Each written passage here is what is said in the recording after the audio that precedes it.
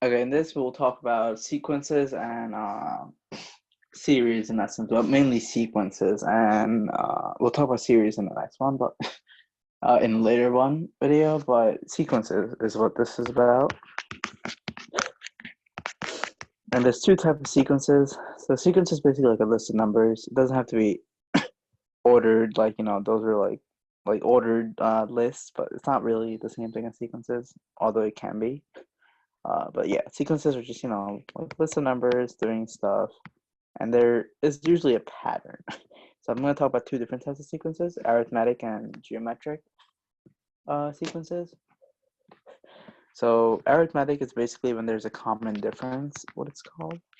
Like you do something, you do the same thing to get from one number to the next. So like 1, 2, 3, 4, 5, 6, 7. Though that's and so on. I guess if you want, that's an arithmetic sequence. Why? Because there is a common difference. Common difference means basically what are you adding to this to get to here, and that should be the same as like all the other ones, which in this case is it's all +1 because you're adding 1 to each in essence. So yeah, that's a common difference in this case, 1. In the geometric sequence, it's kind of the opposite. Instead of a common difference, you're adding, whereas you in a common difference it's like adding the same amount. Geometric sequence, you're multiplying by the same amount. So for example, I'll give you an example of a geometric sequence. So 1 times 2 is 2, 4, 8, 16, etc. Like, keep going.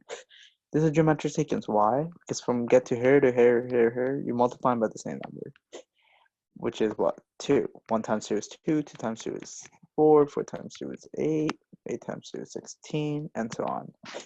And in this case, it's called the common ratio,